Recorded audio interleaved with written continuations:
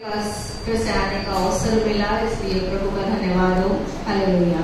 मैं 1 सेकंड के लिए आपको खड़ा कराऊंगी और मेरे पति ट्रम्पेट बजाएंगे और उसमें हम प्रभु को आदर देंगे।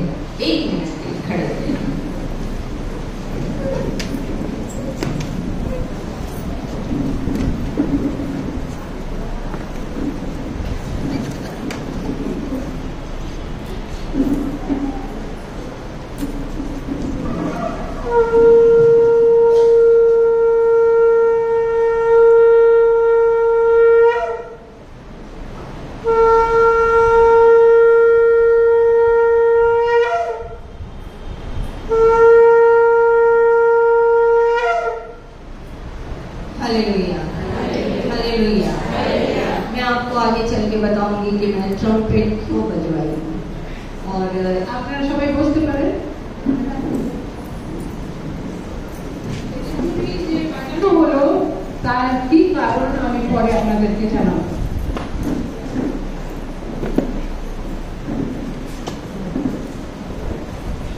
जब सिस्टर ने मुझे आमंत्रित किया और मैं प्रभु का धन्यवाद करती हूँ कि मुझे फिर से सिस्टर ने मौका दिया। आप सबका बहुत बहुत धन्यवाद। प्रेज द लॉर्ड आप सबका। और फिर मैं इन दिनों प्रार्थना कर रही थी। আমি প্রার্থনা করছিলাম যখন আমি নিমন্ত্রণ পেয়েছি। प्रभु ने मुझे कुछ बातों को दिखाया। ঈশ্বর আমাকে কিছু বিষয় বলেছেন और उस बात को मैं यहाँ बोलना चाहूँगी। আমি সেই কথাগুলো এখানে বলতে চাই। मैंने एक चिंगारी देखी। আমি এক প্রকাশ দেখলাম और उस चिंगारी को आग में परिवर्तित होते देखा। আর সেই প্রকাশ আগুনে পরিবর্তিত হয়েছে। और प्रभु ने मुझे प्रकट किया আর ঈশ্বর আমাকে প্রকট করলেন कि ये आग इस स्थान से, आज चिंगारी को इस स्थान से आप उठते हुए देखोगे। আর এই ছোট আগুন বড় আগুন রূপে এখান থেকে এই স্থান থেকে উঠবে। क्या आप खुश नहीं हो? इस स्थान से जो चिंगारी उठेगी वो पूरे देश को आग में परिवर्तित कर देगी। इसलिए मेरे प्रभु के लिए जोरदार ताली बजाइए।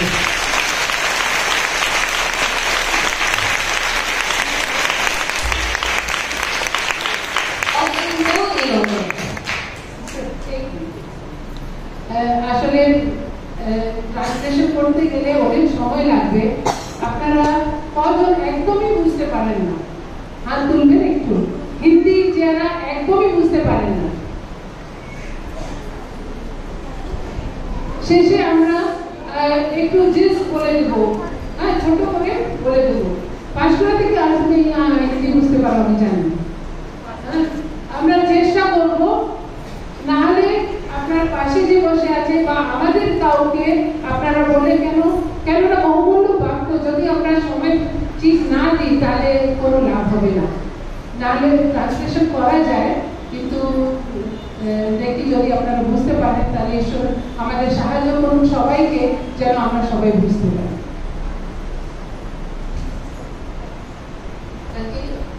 Okay, thank you.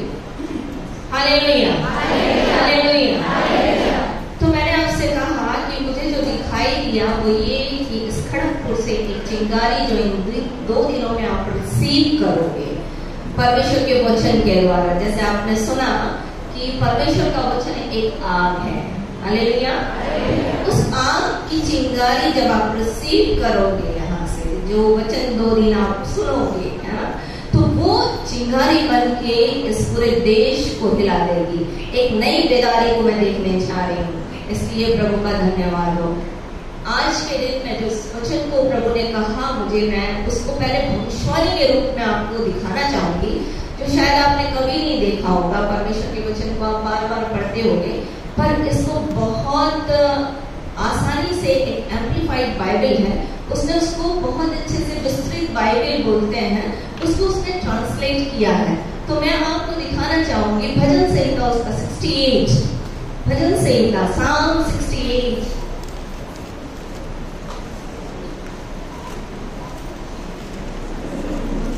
Psalm 68 verse 11. Psalm 68 verse 11. वहां इस प्रकार लिखा है, the Lord gives the command to take Canaan. Canaan जानते हैं आप? कनान वो स्थान है जो भरपूरी का स्थान है, जिसे परमेश्वर ने इस्राएलियों को मिस्र से छुड़ाकर कनान देश पहुंचाने के लिए प्रतिज्ञा की थी, और वो स्थान जहां पर दूध और मधु की धारा बहती थी। Hallelujah, hallelujah. तो बोलता है, the Lord gives the command to take Canaan, the women who proclaim the good news are a great horse. मतलब परमेश्वर वचन की घोषणा करता है, परमेश्वर वचन को कहता है, और सुसमाचार सुनाने वाले की, शुभ संदेश सुनाने वालों की एक बड़ी सेना जो महिला की है वो खड़ी हो जाती है। हालेलुया। जोर से ताली बजाइए अपने परमेश्वर। एक बड़ी आर्मी जो है प्रभु तैयार कर देता है जब वो घोषणा को महिलाएं जो है खड़े होकर करती है। मैं प्रभु का धन्यवाद करती हूँ कि आज बहुत सारी महिलाएं यहाँ हैं इस बात की घोषणा करने के लिए। फिर बोलता है कि the king of the enemies armies flee, मतलब राजा की सेना जो है वो भागती है। कब? जब परमेश्वर की वचन की घोषणा महिलाएं करती हैं। महिलाओं की सेना जो है जब परमेश्वर के वचन की घोषणा करती है तो परमेश्वर का वचन बताता है कि जो हमारा दुष्ट जो हमारा दुश्मन है उसकी सेना जो है वो भाग खड़ी होती है। Hallelujah, hallelujah. और बोलता है the beautiful women who remains at home, मतलब जो महिलाएं जो स्त्रियां हैं वो घर में रहती हैं तो वो उस लूट का फायदा उठाती हैं। हालेलुया।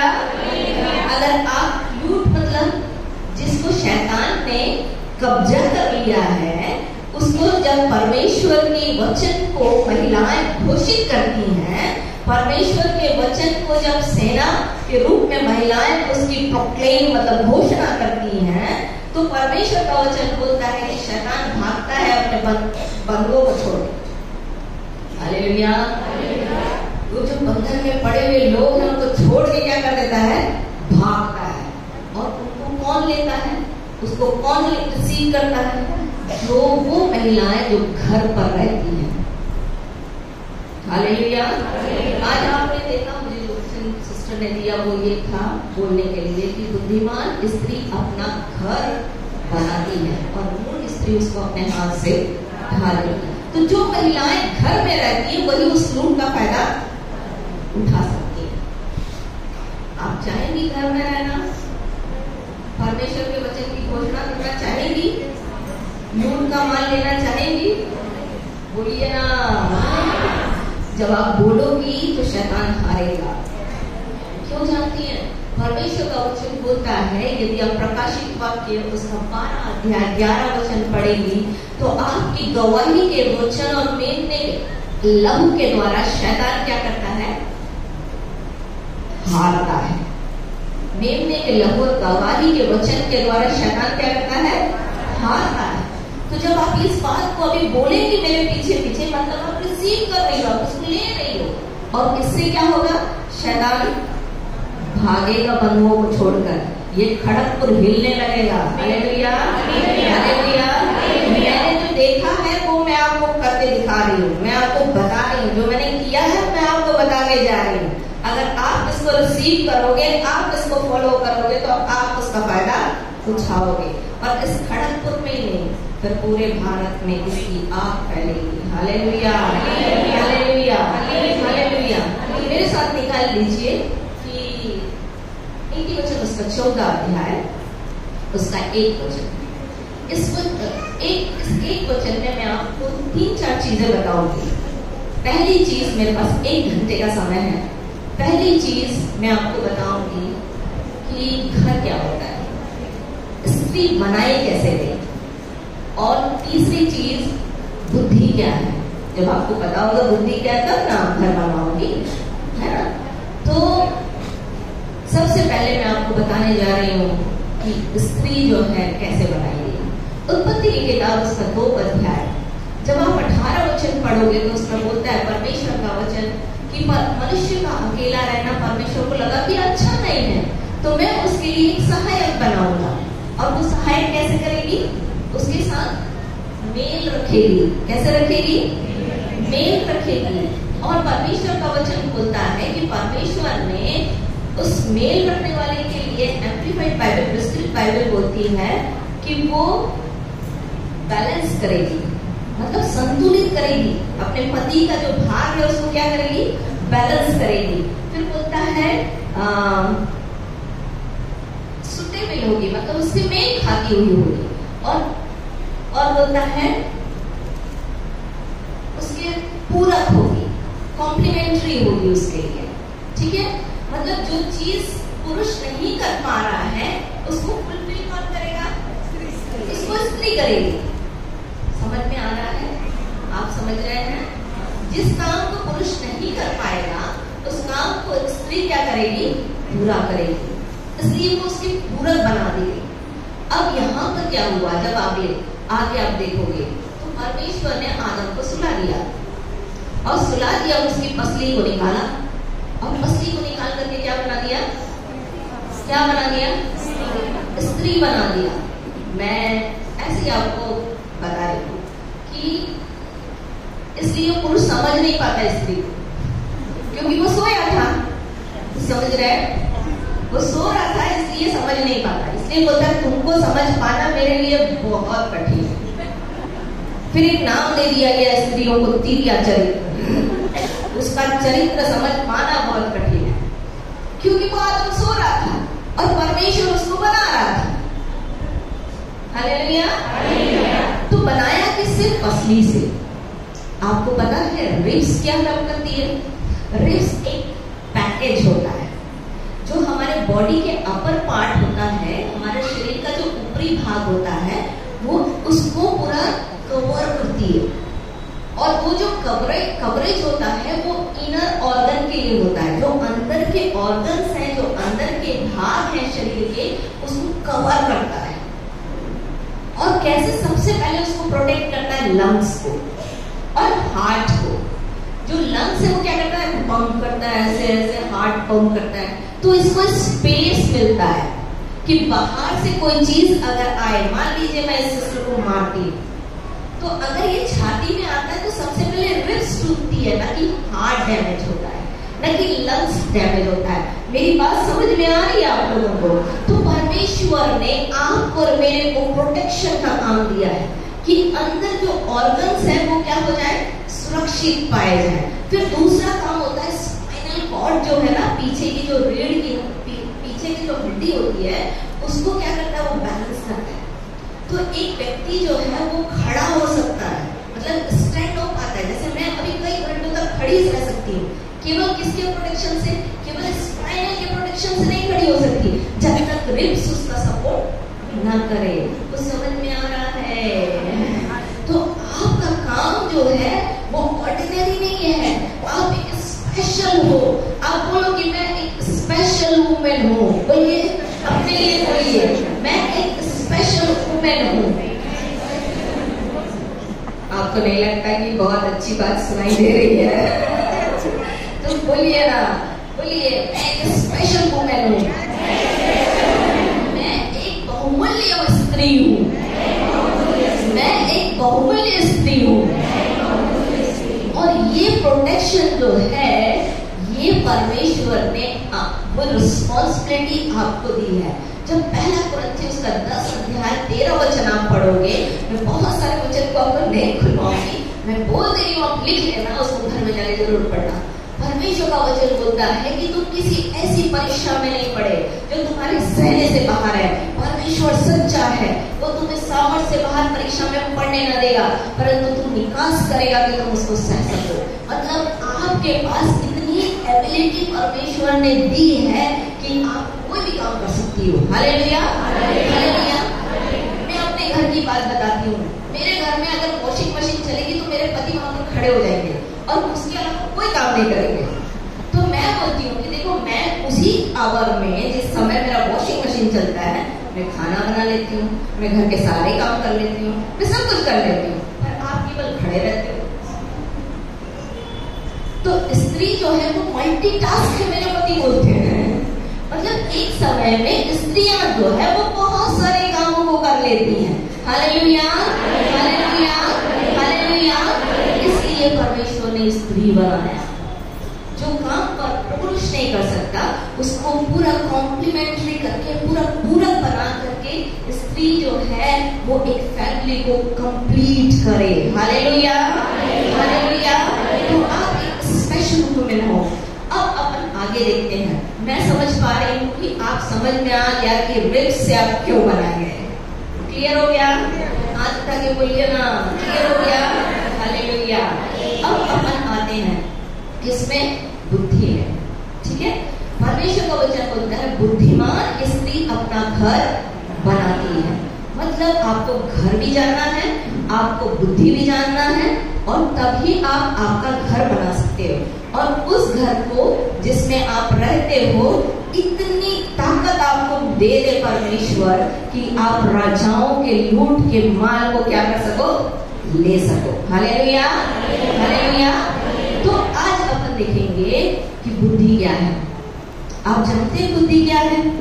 बुद्धि जो है, यदि आप गूगल सर्च करोगे विजडम के बारे में तो वहां पर आपको मिलेगा कि हमारा जो ब्रेन है ना उसमें एक नर्वस टिश्यूज होते हैं, नर्वस ऑर्गन्स होते हैं, और हमारे हार्ट में विजडम होती है। मतलब दो पार्ट्स बॉडी के हैं जो एक दूसरे से कनेक्टेड हैं। जब आप किसी चीज को देखते हो तो आपका ब्रेन उस चीज को रिसीव करता है, और जब रिसीव करता है तो आपका दिल क्या होता है? इमीडिएटली टूट जाता है, इमीडिएटली आपको रोना लगता है। होता है कि नहीं होता? होता है, होता है। ये क्यों होता है? क्योंकि आपका ब्रेन और आपका हार्ट इसमें विजडम काम कर रही है। इसमें जो नर्वस सिस्टम है वो यहाँ से यहाँ तक आपको कनेक्ट कर रहा है एक बॉडी को चलाने के लिए। और इसलिए एक व्यक्ति को विजडम चाहिए जिसमें आपका ब्रेन काम करे, आपका हार्ट काम करे, और ब्रेन और हार्ट के कारण से आपका पूरा बॉडी जो है वो चलायमान है। आपको पता, जो हमारे माइंड में थॉट्स आते हैं उसमें 60% जो होते हैं वो नेगेटिव थॉट्स होते हैं, नकारात्मक सोच होती है, और केवल 40% जो होता है हम पॉजिटिव चीजें सोचते हैं। तो जो 60% होता है, तो आप मुझे बताओ कौन जीतेगा? 60% वाला जीतेगा या 20% वाला, 30-40% वाला जीतेगा? 60% वाला। मतलब हम इतना ज्यादा नेगेटिविटी में रहते हैं कि हमारी जो पॉजिटिविटी है उसको क्रश कर देता है, उसको हरा देता है। इसलिए परमेश्वर का वचन हमको बोलता है कि परमेश्वर की बुद्धि हमको चाहिए। इसलिए निकाल लीजिए मेरे साथ नीति वचन उसका 14 अध्याय, नीति वचन उसका 14 अध्याय। और एक चीज मैं आपको बताना भूल गई। एक चीज है कि आपका जो रिब्स है ना वो मेल के अकॉर्डिंग 10% छोटा होता है। मेल के अकॉर्डिंग पुरुष का रिब्स जितना बड़ा होता है उससे 10% क्या होता है? स्त्री का रिब्स जो है वो क्या होता है? छोटा होता है। और इसलिए परमेश्वर सबमिशन की बात करता है, अधीनता की बात करता है, क्योंकि हम छोटे बनाए गए हैं, हम उनके बराबर नहीं बनाए गए हैं। मैं आपको बताती हूँ, मेरी काम वाली जो है, मेरे पास 2 काम वाली थी। जैसे सिस्टर ने बताया कि काम वालियों को, सर्वेंट्स को मैंने वचन सुनाया, तो एक सर्वेंट थी जिसके पति को मिर्गी आती थी। उसके जीवन में प्रभु ने काम किया, वो बहुत बुजुर्ग महिला थी, तो उसके जीवन में प्रभु ने काम किया, उसके पति का मिर्गी ठीक हो गया। तो उसको लगा कि दूसरी वाली को भी बताना चाहिए। तो दूसरी वाली जो है उसको दुष्टात्मा जो है कहीं पर भी रोड में पटक दिया करता, कहीं भी पटक जाती थी। तो एक दिन नवरात्र का समय था, उसको दुष्टात्मा ने पटक दिया और उसका पूरा हाथ पैर छील के रोते रोते वो मेरे घर में आई। तो जब घर आई तो दूसरी वाली जो बुजुर्ग महिला थी, जो काम करने वाली थी, उसने बोला तुम मेम साहब के पास जाओ। जब वो मेरे पास आई तो मेरे को रोने लगी, बोलने लगी देखो ना मैडम, परेत गिरा देगा, मतलब वहाँ की भाषा में परेत मेरे को गिरा देता है, कहीं गिरा देता है। तो मैंने बोला चलो आओ प्रार्थना करेंगे, और फिर हमने वहीं पर घुटना टेका और प्रार्थना किया। उस दिन से आज के दिन तक कभी दुष्टात्मा उसको परेशान नहीं किया। हालेलुया। आपको पता आज भी वो हॉस्पिटल में काम करती है। आप जाओगे तो उसको देवमती नाम पूछोगे तो कोई भी आपको बता देगा। जब बोलोगे कि मैं यीशु वाली हूँ तो तुरंत आपको बोलेगी जय यीशु, और आपको पूरी कहानी अपनी बता देगी। वो एनटीपीसी के हॉस्पिटल में काम करती है। एनटीपीसी मतलब नेशनल थर्मल पावर प्रोजेक्ट। तो यीशु का वचन सच्चा है, जैसे सिस्टर बता रही थी आप लोगों को कि इतने काम करता है जो आपने आज देखा, और वो सच्चा है। जिस बात को बोलता है उस बात को हाँ और आमीन के साथ पूरा करता है। Hallelujah, hallelujah. तो वो जब काम हुआ उसके जीवन में, तो वो मुझे गांव ले जाने लगी। वो मुझे अपने गांव लेकर गई। जब गांव लेकर गई तो उसने एक बात सारी औरतों को इकट्ठा करके बोला, तुमको पता क्या होगा अगर तुम यीशु में आ जाओगी तो तुम्हारा पति तुम्हारे कंट्रोल में हो जाएगा। मैंने बोला ऐसा तो मैंने कभी नहीं बोला तुमको। महिलाएं सोचती हैं कि उनका पति उनके क्या रहे, कंट्रोल में रहे, पर ये इम्पॉसिबल है, क्योंकि परमेश्वर का वचन बोलता है कि तेरी लालसा तेरे पति की होगी और वो तुझ पर प्रभुता करेगा। उत्पत्ति की किताब उसका 3 अध्याय। और जब आप यीशु के पास आ जाते हो ना, तो वो जो पसली वाला हृदय है ना, पसली वाला भाग, वो हृदय के साथ टच हो जाता है। और तब एक पति जो है अपनी पत्नी का रिस्पेक्ट करने लगता है। वो डोमिनेटिंग प्रोसेस खत्म हो जाता है।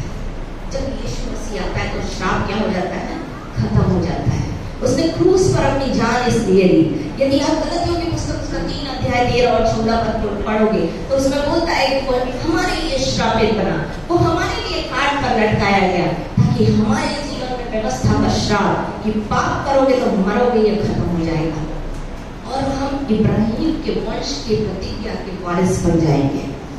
तो जब हम प्रभु यीशु मसीह के वचन के अनुसार चलते हैं ना, तब ये श्राप खत्म होता है और तब वो घर में प्रेम आता है। तो मैं आपको बुद्धि के बारे में बता रही थी। नीति वचन उसका 14 अध्याय, मुझे 5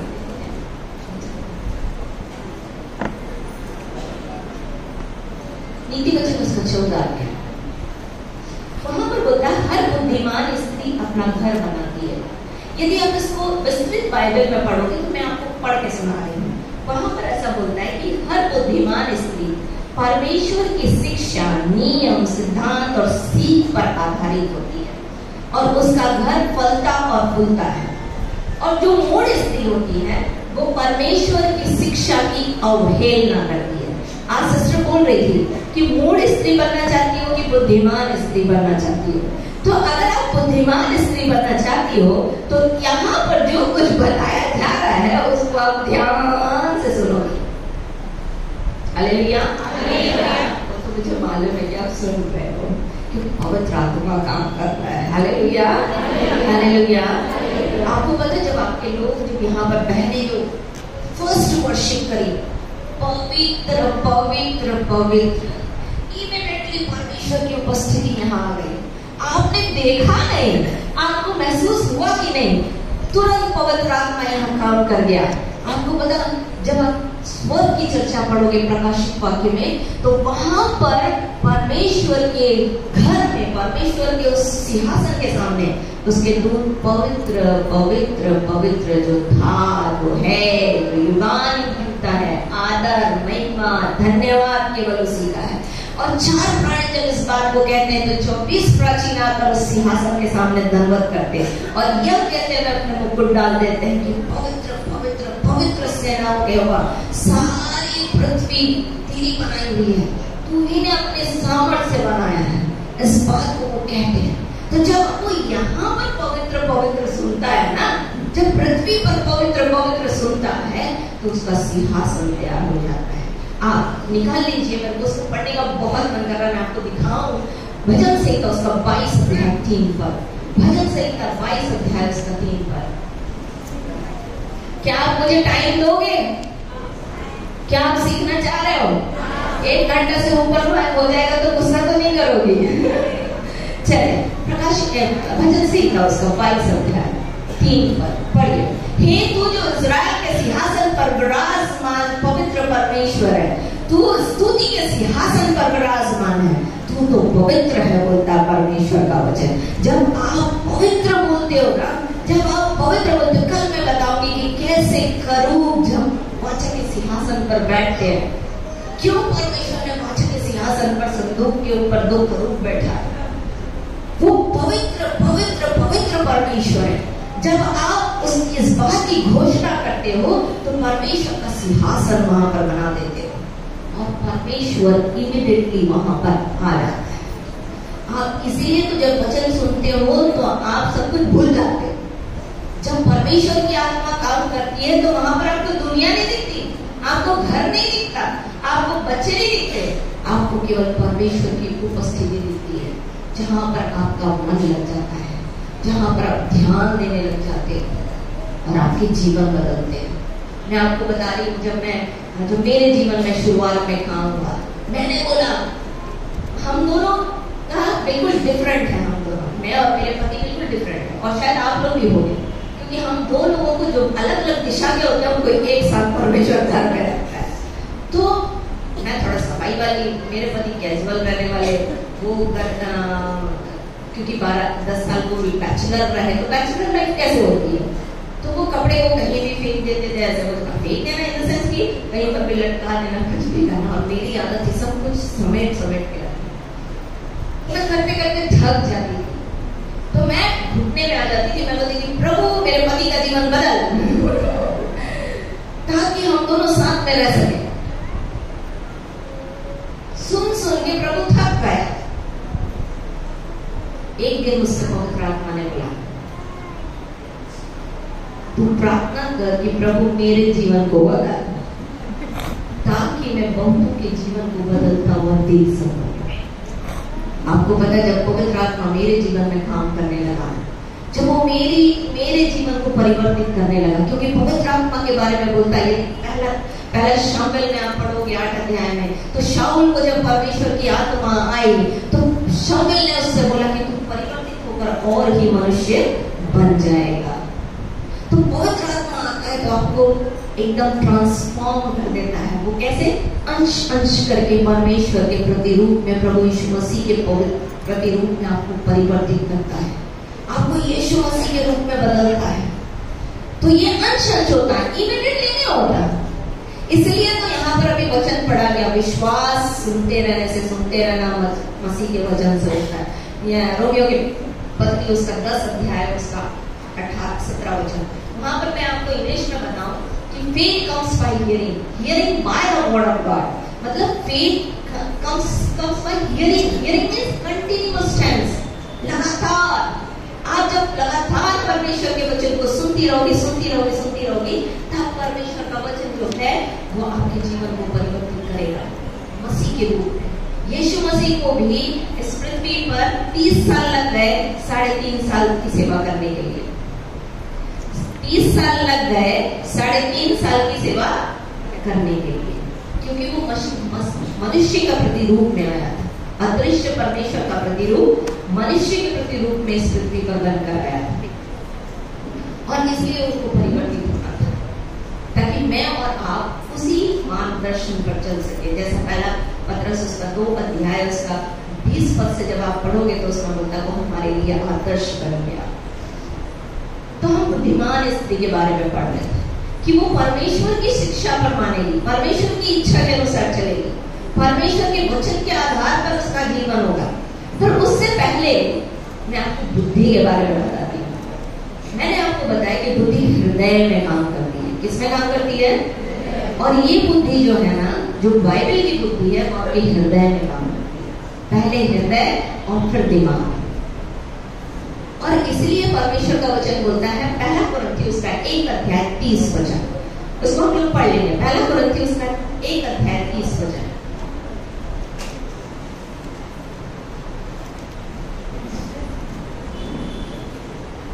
मिला किसी को? परंतु उसी की ओर से तुम मसीह यीशु में हो, जो परमेश्वर की ओर से हमारे लिए ज्ञान ठहरा, अर्थात धर्म और पवित्रता और छुटकारा। यहाँ पर थोड़ा सा हिंदी में ट्रांसलेशन में गलती है, मिस्टेक है। यदि आप पहला कुरिन्थियों का 1 अध्याय उसका 30 पद पढ़ोगे तो वहां पर बोलता है कि मसीह जो है ना वो विजडम बन गया। क्या बन गया? क्या बन गया? तो जहाँ नॉलेज है वहां पर आप विजडम लिख लो। बोलता है Christ Jesus who become to us wisdom from God, परमेश्वर की बुद्धि बनकर इस पृथ्वी पर आया। और इसीलिए जब पहला नीति वचन उसका 2 अध्याय 10 पद पढ़ेंगे, नीति वचन उसका 2 अध्याय 10 पद, नीति वचन उसका 2 अध्याय 10 पद। हालेलुया, बुद्धि तो तेरे हृदय में प्रवेश करेगी। तो कौन हृदय में प्रवेश करता है? यीशु आपके हृदय में प्रवेश करता है। जब आप परमेश्वर के वचन को ढूंढोगे, जब चांदी के समान ढूंढोगे, आप खोजोगे, आगे आप पढ़ लेना नीति वचन उसका 2 अध्याय 1 से 9 पद तक। तो जब आप खोजोगे, इसलिए बोलता देख मैं द्वार पर खड़ा हुआ खटखटाता हूँ, जो मेरा शब्द सुनकर द्वार खोलेगा तो मैं उसके घर में भीतर प्रवेश करूंगा, उसके साथ भोजन करूंगा। तो यीशु मसीह आपके हृदय में आता है। तो बुद्धि क्या है? जोर से बोलिए, बुद्धि कौन है? आप ध्यान दे रहे हैं? बुद्धि कौन है? बोलिए, बुद्धि कौन है? बुद्धि कौन है? यीशुआ, जो अभी सिस्टर लोग गा रहे थे। इब्रानी में बोलते हैं यीशुआ, हिंदी में आ गया है यीशु, यीशुआ। बोलिए यीशुआ, यीशुआ। आप यीशुआ बोलोगे ना, आप बीमार रहोगे, चंगे हो जाओ। मैं आपको बता रही, मेरे ज़ूम में एक भाई, उसका लकवा मार दिया था, पैरालिसिस हो गया था उसको, और ना बोल सकता था ना चल सकता था। जिस दिन उसने यीशु मसीह को अपना व्यक्तिगत उद्धारकर्ता करके स्वीकार किया, अपने हृदय में लाया, उसका मुंह खुल गया। Hallelujah, hallelujah. मुझे भी नहीं पता था, हम कभी नहीं मिले एक दूसरे से, बस केवल ज़ूम में आया वो। उसने किसी ने मेरे को मेरा उसको लिंक दे दिया, उसने ज़ूम में जुड़ा, बुजुर्ग में जुड़ा, और उसने यीशु मसीह को अपने जीवन में वचन सुनकर स्वीकार किया और उसका मुंह खुल गया। हम कभी नहीं मिले। एक दिन उसने मुझे गवाही दी, बोलता है दीदी मैं आज 10 किलोमीटर साइकिल चला के आ रहा हूँ। मेरे लिए वंडर था। जिसका पैरालिटिक अटैक होता है ना, वो एक साइड पूरा यूजलेस हो जाता है, काम नहीं करता है ना, सेंसलेस हो जाता है उसका बॉडी। पर प्रभु का धन्यवाद हो कि यीशु काम करता है। Hallelujah, hallelujah. तो बुद्धिमान, बुद्धि कौन है? यीशु मसीह। हमने सीख लिया। अब अपन थोड़ा घर के बारे में देखते हैं कि वास्तव में घर क्या है। अगर हम नीति वचन उसका 24 अध्याय 3 पद, नीति वचन उसका 24 अध्याय उसका 3 पद, वहां पर बोलता है बुद्धि अपना घर बनाती है। पढ़ो, घर बुद्धि से बनता है। क्या बोलता है? घर बुद्धि से बनता है। जिस घर की परमेश्वर चर्चा कर रहा है वो किससे बनता है? वो बुद्धि से बनता है। बुद्धि कौन है? यीशुआ। ये आपके घर को बनाएगा। इसलिए तो परमेश्वर बोलता है, क्या तुम नहीं जानते कि तुम परमेश्वर का मंदिर हो? जो इस मंदिर को नाश करेगा मैं उसको नाश करूंगा, क्योंकि परमेश्वर का आत्मा तुम में रहता है ना। पहले शुरुआत में परमेश्वर ने तंबू में रहने की योजना बनाई। जब तंबू इधर उधर होने लगा तो दाऊद ने बोला मैं तेरे लिए भवन बनाऊंगा। उसने भवन बना दिया। वो भवन नबूकदनेस्सर ने खत्म कर दिया। और उसके बाद उन लोगों ने आराधनालय बनाया। आराधनालय भी आज आप इजराइल में जाकर देखोगे तो टूट गया है ना, उसकी एक दीवार बची हुई है। और परमेश्वर आपके और मेरे घर को अपना मंदिर बना रहा है, हृदय। Hallelujah, hallelujah.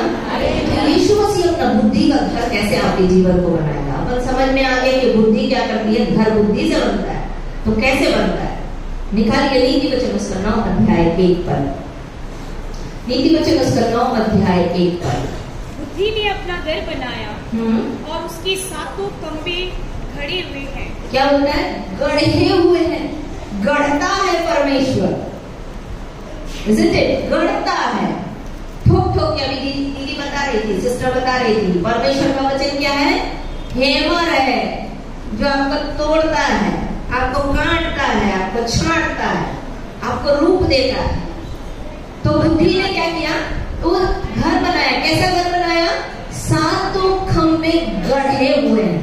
आपको पता है जब शुरुआत में सुलेमान ने जब मंदिर बनाया, जब आप पहला राजा उसका 6 अध्याय पढ़ोगे, वहां पर 6 पद या 7 पद में लिखा है कि वहां पर जो औजार का इस्तेमाल होता था मंदिर के अंदर, उसका इस्तेमाल ही नहीं होता था क्योंकि आवाज ही नहीं आती। मतलब वो जो रिपेयरिंग चल रही थी, काट छाट हो रहा था, प्लीज थोड़ा इधर ध्यान दीजिए, जो काट छाट चल रहा था वो काट छाट मंदिर के बाहर चल रहा था, और जब सब कुछ रिपेयर हो जाता था तो आके मंदिर में उसको क्या कर देते थे, फिट कर देते थे। ऐसे ही परमेश्वर कर रहा है आपको और मेरे को, अभी इस संसार में बना रहा है, अपने हिसाब से आपको मोल्ड कर रहा है, आपको हिसाब से तोड़ मड़ोड़ कर रहा है ताकि आप उसके रूप में बन जाओ, और फिर जब यीशु मसीह आए तो अपनी कलीसिया में क्या कर दे, फिट कर दे। Hallelujah, hallelujah. ये 7 खंभे क्या है? पहली कलीसिया जो स्थापित हुई वो कलीसिया है, वो कलीसिया घर है। यदि आप पहला तीमुथियुस उसका 2 अध्याय, पहला तीमुथियुस 2 अध्याय, पहला तीमुथियुस उसका 2 अध्याय, उसका 15 पद। पहला तीमुथियुस, तो भी बच्चे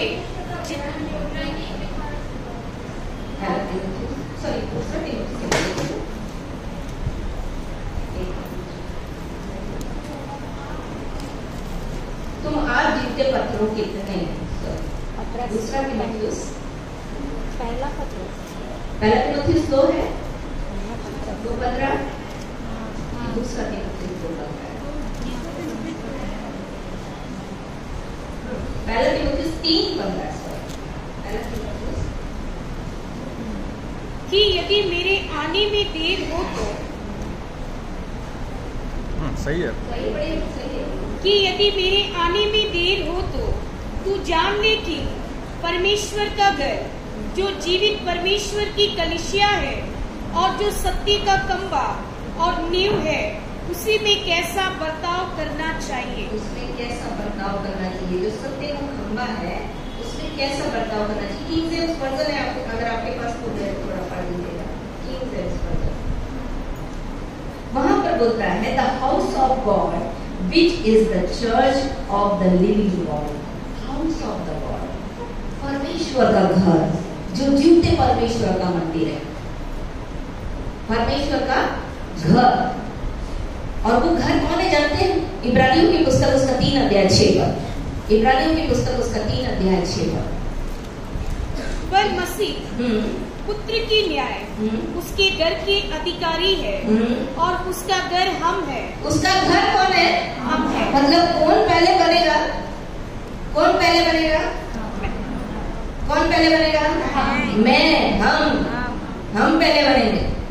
मसीह पुत्र की नाई इस घर का अधिकारी है और उसका घर कौन है? हम है।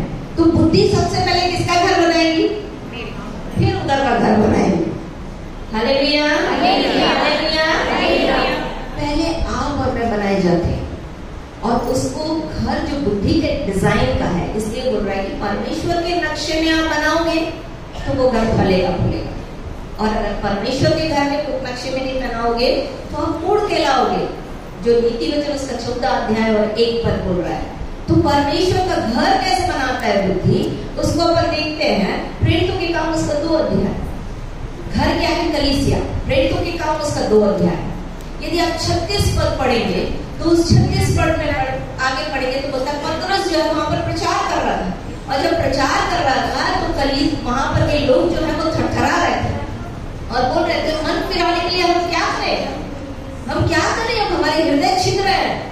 तो परमेश्वर का वचन बताता है पहले मन फिराओ, फिर बोलता है अपने अपने पापों की क्षमा के लिए बपतिस्मा लो, फिर बोलता है टेढ़ी जाति से अलग हो, फिर बोलता है प्रेरितों से संगति रखो, शिक्षा करो, रोटी तोड़ो, प्रार्थना करो। ये 7 खंबे हैं जो परमेश्वर के डिजाइन में है और वो घर बनाते हैं। वो क्या करते हैं? घर बनाते हैं। अब हमने देख लिया घर, परमेश्वर का घर हम हैं और इसके 7 खंबे हैं। डिजाइन मैंने आपको बता दिया, आप थोड़ा और स्टडी करिएगा, आपको चीजें क्लियर होगी। परमेश्वर का आत्मा जो मुझ पर प्रकट किया है आप पर भी प्रकट करेगा। Hallelujah, hallelujah. अब हम बनाते हैं कि बुद्धिमान, कैसे घर बनता है। बाइबल में 3 बुद्धिमान स्त्रियों को बुद्धिमान लिखा गया है। आपको पता है कौन है वो? कौन है पता है? बोलो। नहीं समझ में आया। चीटी नहीं, स्त्रियों के बारे में बात कर रही हूँ। 3 बुद्धिमान स्त्री बाइबल में है। एस्तर और रूथ और अबीगैल। ये बिल्कुल सही है। अबीगैल के लिए लिखा है बुद्धि। और 2 स्त्रियां और हैं। मैं आज आपको दिखाने जा रही हूँ कि कौन 3 स्त्रियां जिनको बाइबल स्पेसिफिकली लिखा है वो बुद्धिमान है। उसको लिखा है बुद्धिमान, है ना, वो नॉलेजेबल है, इस बात को दिखाया है परमेश्वर, जिनके पास विजडम है। चलिए, तो मैं आपको बताना चाहिए सबसे पहले मूड के बारे में देखते हैं। मूड के बारे में जानती है? मूड कैसा होता है? बाइबल किसको बोलती है मूड? चलिए अपन निकालते हैं। मूड कौन स्त्री है बताओ? वेरी गुड, आयुब की पत्नी लोटस स्त्री। उसमें लिखा नहीं है, पर अय्यूब की स्त्री के लिए स्पेसिफिकली लिखा है कि वो तू मूड स्त्री से काम करती है। क्या परमेश्वर से जो हम सुख लेते हैं दुख ना ले? अय्यूब बोलता है। क्यों बोलता है? निकलिए मेरे साथ नीति वचन उसका 9 अध्याय। नीति वचन उसका 9 अध्याय। मैं आपको बता दूं कि जो मूड स्त्री है उसके गुण क्या होते हैं। आप चेक कर सकते हो कि कौन मूड है। सबसे पहले वो नॉइसी होती है, हल्ला मचाती है। मूड क्या करती है? हल्ला हल्ला हल्ला हल्ला मचाती है, ठीक है। फिर बोलता है वो नॉइसी होती है, वो थॉटलेस होती है, उसका दिमाग काम नहीं करता, ठीक है। फिर बोलता है रेस्टलेस होती है, उसके पास संयम नहीं रहता, जो मूड स्त्री होती है। फिर बोलता है नाइक होती है, मतलब अनुभवहीन होती है, उसके पास अनुभव नहीं होता। फिर बोलता है उसके पास एटर्नल वैल्यू की कोई कीमत नहीं होती। जो मूड स्त्री होती है उसके पास अनंत जीवन की कोई वैल्यू, जैसे अभी सिस्टर पढ़ के सुना रही हूँ, मेरी आवाज आ रही है आप लोगों को? yes. तो मैं एक जगह गई, यज्ञ में गई। वहां पर 350 लोग थे और मुझे भजन करने का मौका मिला, क्योंकि मैं थोड़ा शास्त्र भी बोलती हूँ, तो वेद पुराण रामायण महाभारत ये सब चीजें, गीता ये सब बोलती हूँ। तो मैं उन लोगों ने मुझे बुलाया, इनवाइट किया बोलने के लिए। प्रभु का धन्यवाद हो कि माइक बंद हो गया। तो वो जब मैं भजन कर रही थी और लोगों को परमेश्वर के वचन के बारे में बताना शुरू किया, तो जब मैं भजन कर रही थी तो वहाँ पर माइक नहीं, तो मैंने बोला माइक अरेंज करें क्या? बोले नहीं, आपकी आवाज ही काफी है। हालेलुया, हालेलुया, चला भी गया तो आवाज काफी है। हालेलुया। जो मूड स्त्री होती है वो एटर्नल वैल्यू उसके पास नहीं होती।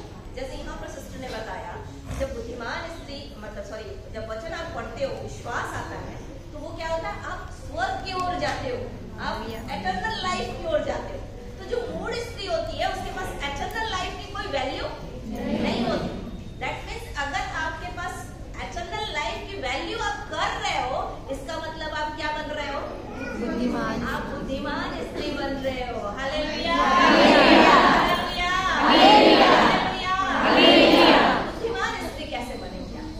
तो मैं आज 2-3 लोगों के जीवन से जो स्पेसिफिकली बाइबल में विजडम का वुमेन लिखा है, उसको मैं आपको बता दूं। सबसे पहले सर्वप्रथम अपन निकालेंगे अबीगैल, जिसके बारे में सिस्टर ने बोला। पहला शामिल उसका 25 अध्याय। पहला शामिल उसका 25 अध्याय। हमारे पास टाइम है सिस्टर?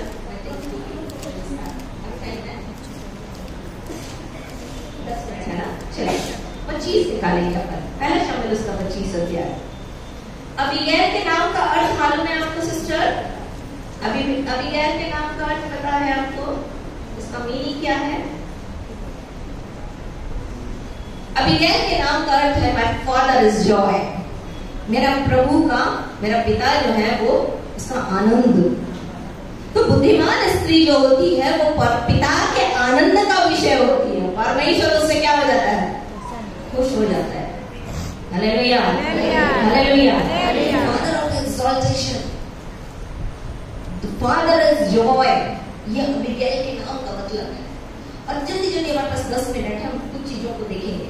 जो अबीगैल का पति था वो मूढ़ था, और अबीगैल जो थी वो, इसके लिए बाइबल बोलता है वो बुद्धिमान स्त्री थी। यदि आप पहला शमूएल उसका 25 अध्याय उसका 3 पद पढ़ोगे तो उसमें बोलता है रूपवती थी, बुद्धिमान थी, और उसका नाम अबीगैल था।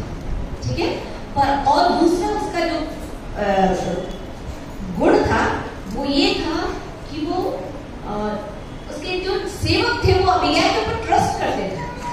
जो उसके नौकर थे, जो मूढ़ जिसका वो था। एक चीज और बताऊं, वो क्या होता था, मूढ़ जो है ना, जो वो मोआन में रहता था, माओन में, जैसे यहाँ पर लिखा है माओन। माओन का मतलब होता है प्लेस ऑफ सिन, पाप का स्थान। ये दोनों पाप के स्थान में रहते थे। बुद्धिमान नहीं थी स्त्री, पर वो किस जगह में थी, जो पाप का जगह था वहां पर थी।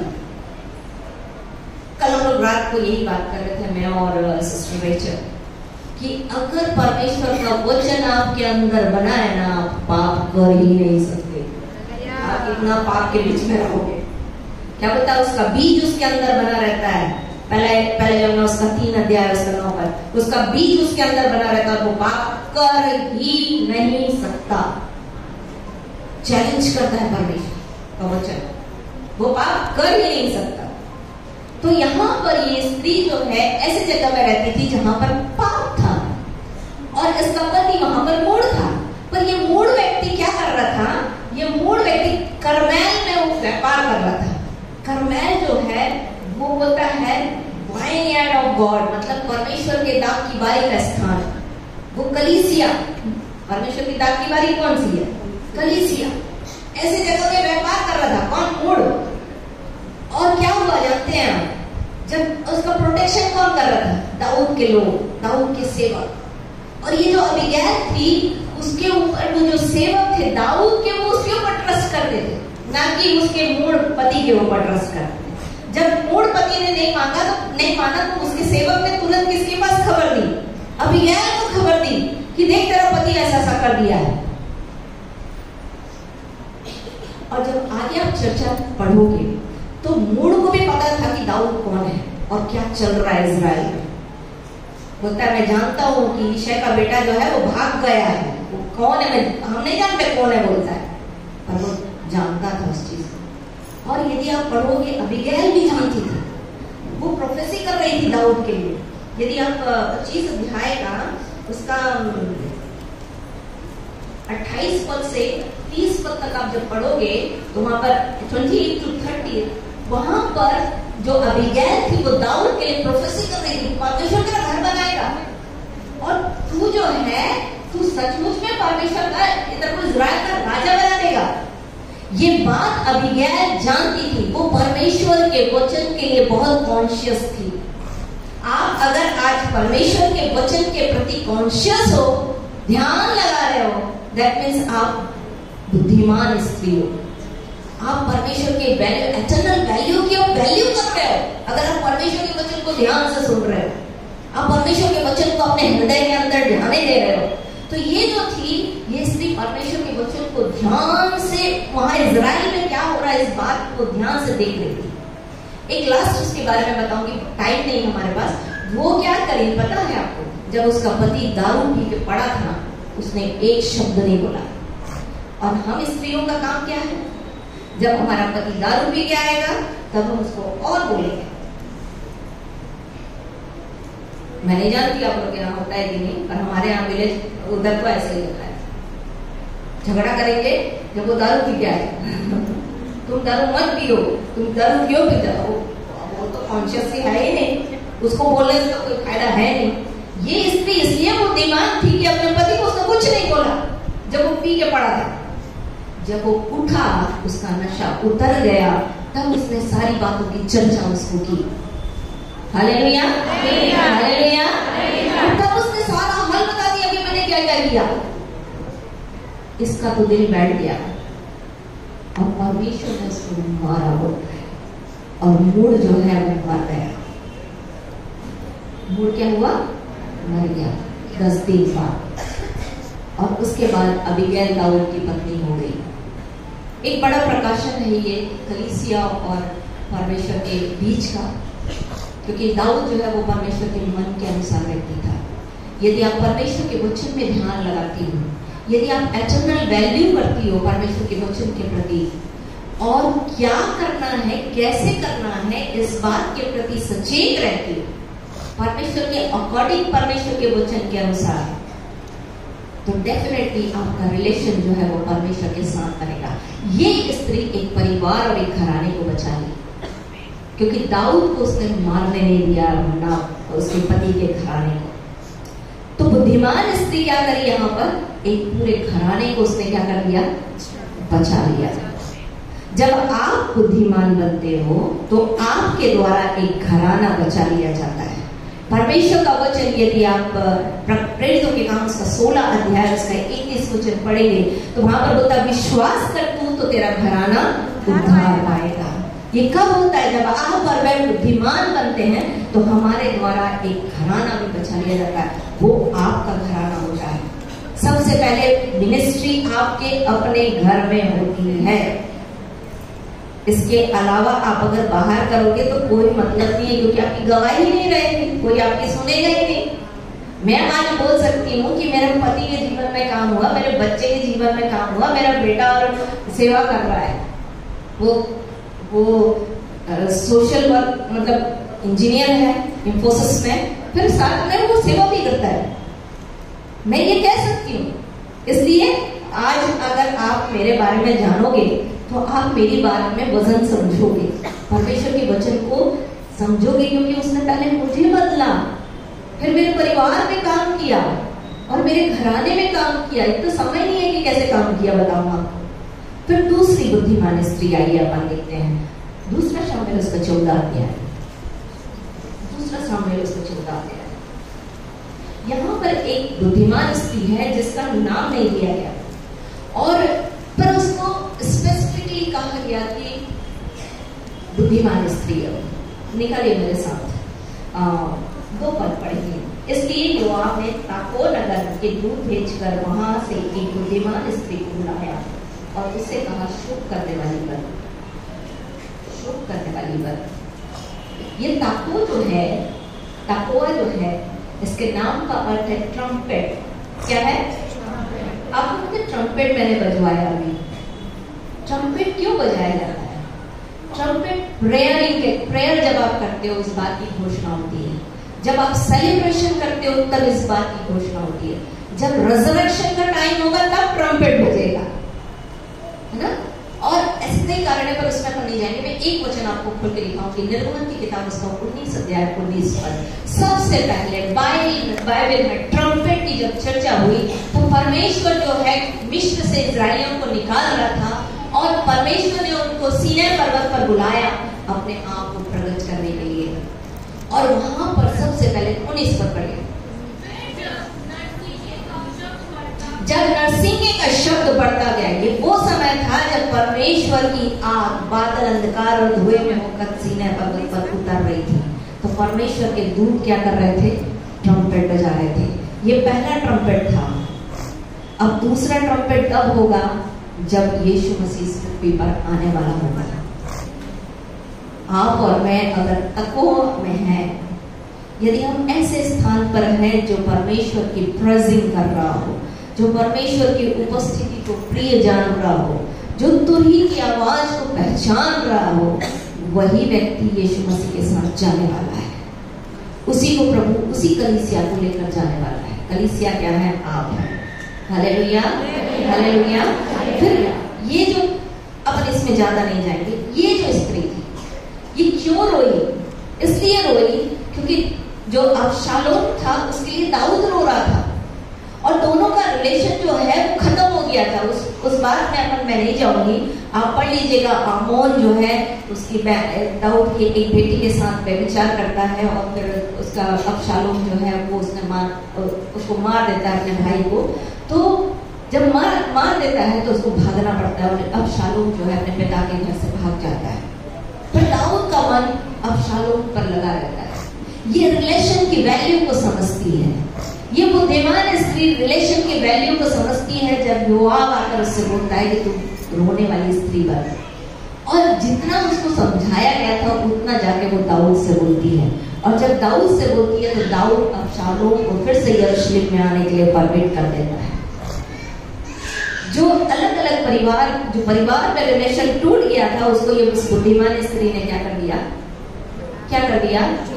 क्या कर दिया? क्या कर दिया? क्या कर दिया? जोड़ दिया।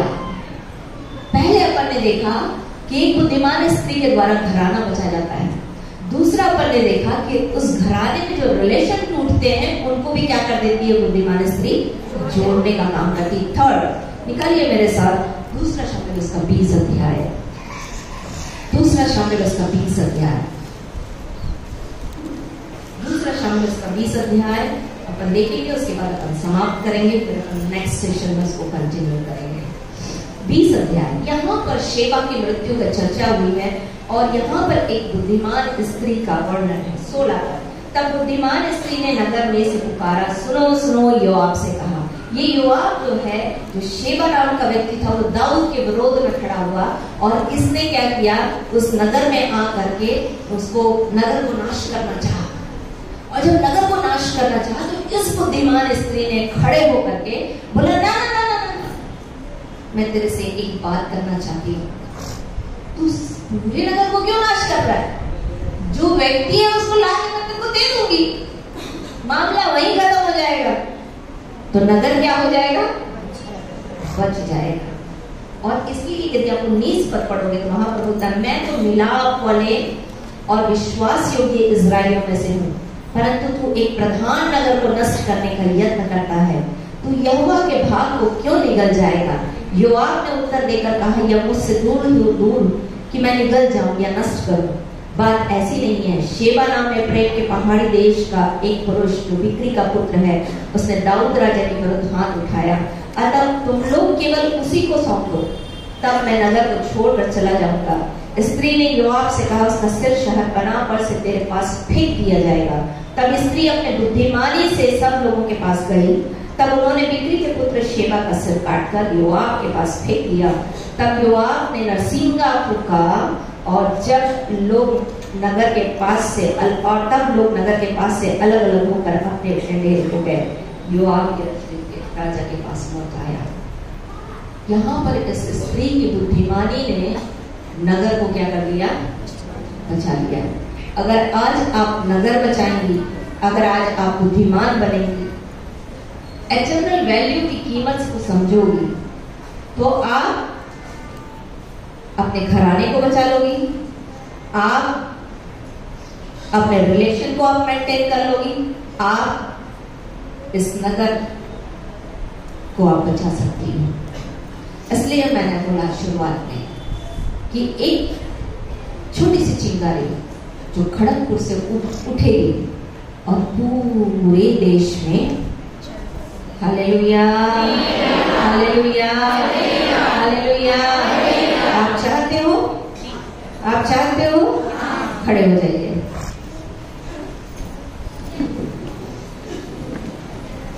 प्रभु मुझको बना तू अपना पवित्र स्थान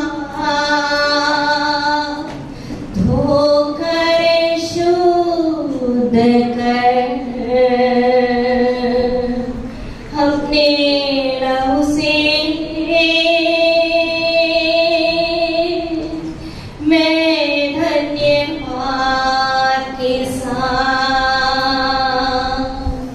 सुनकर तेरी बात जीऊंगी प्रभु तेरे।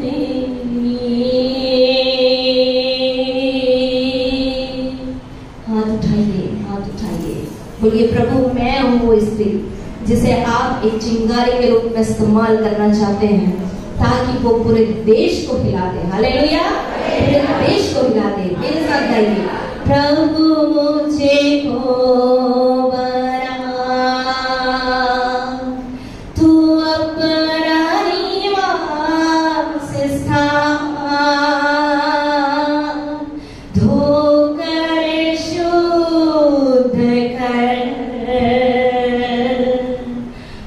अपने लहू से मैं धन्यवाद के साथ सुनकर तेरी बात जीऊंगी प्रभु तेरे लिए। once again प्रभु मुझे को बना तू अपना निवास स्थान धोकर शुद्ध कर अपने लहू से मैं धन्यवाद के साथ मान कर तेरी बात जीऊंगी प्रभु तेरे लिए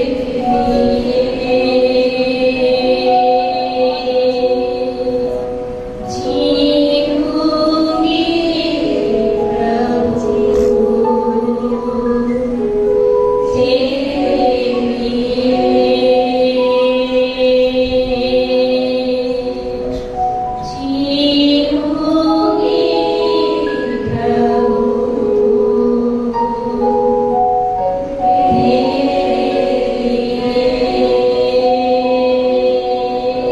मेरे साथ यदि आपको लगता है कि आप सचमुच में बुद्धिमान स्त्री बनना चाहते हैं, मेरे पीछे पीछे बोलिए प्रभु मैं यहाँ हूँ, मैंने आपके वचन को सुना, मुझे बनाइए ताकि मैं अपने घराने को बनते हुए देख सकूं, मैं अपने रिलेशन को परिपक्व होते देख सकूं, मैं अपने नगर को इस खड़गपुर को बचता हुआ देख सकूं। यीशु के नाम में, यीशु के नाम में, यीशुआ के नाम में, आमीन।